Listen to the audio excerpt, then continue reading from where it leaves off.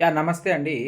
ఈరోజు 3-4 కేసెస్ వచ్చాయి. చిన్న పిల్లలు సార్ మెడ నిలబడడం లేదు అని చాలామంది కంప్లెయింట్సు.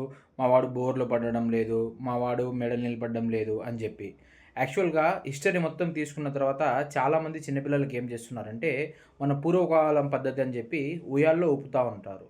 చిన్న పిల్లలకి దయచేసి అలా చేయకండి. అలా చేయడం వల్ల కొన్నిసార్లు ఏమవుతుందంటే సడెన్ ఇన్‌ఫ్లాన్స్ డెత్ సిండ్రోమ్ అనేది కూడా రావడానికి ఛాన్సెస్ ఉంటాయి. ఎందుకంటే అప్పటికి మెడ నిలబడదు 3-4 మంత్స్ వరకు. అప్పుడేమవుతుందంటే శ్వాస తీసుకోవడానికి ఇబ్బందయ్యి కొన్నిసార్లు సడెన్‌గా చనిపోవడానికి ఛాన్సెస్ ఉంటుంది. ఓకేనా? ఎవరు పాతకాలం పద్ధతిలో ఊయకండి. చిన్నగా 3 మంత్స్ వరకు స్లోగా మంచం కింద పండబెట్టి మదర్‌తో ఫీడింగ్ చేపియడం అలాంటివి స్టార్ట్ చేసిన తర్వాత 3 మంత్స్ తర్వాత నిలబడతాయి. తర్వాత చిన్నగాయ ఉయ్యాలొచ్చాయి. ఈ మధ్య చాలా ఉయ్యాలొచ్చాయి అప్డేటెడ్స్. ఇవి వాడండి దయచేసి. ఈ సడెన్ ఇన్‌ఫ్లాన్స్ డెత్ సిండ్రోమ్‌ని కంప్లీట్‌గా అవాయిడ్ చేయండి. ఇంకోటేంటంటే మెడలు నిలబడకుండా బలహీనంగా ఉండడం గూడా అలాంటిగా జరుగుతా ఉంటాయి. కాబట్టి దయచేసి చిన్న పిల్లల్ని ఉయ్యాల్లో ఊపడం తగ్గిచ్చేయండి. అంటే ఎస్పెషల్లీ చీరలతో కట్టి మనం ఊపుతా ఉంటాం. అలాంటి ఉయ్యాల అస్సలు వాడొద్దండి దయచేసి. Thank you.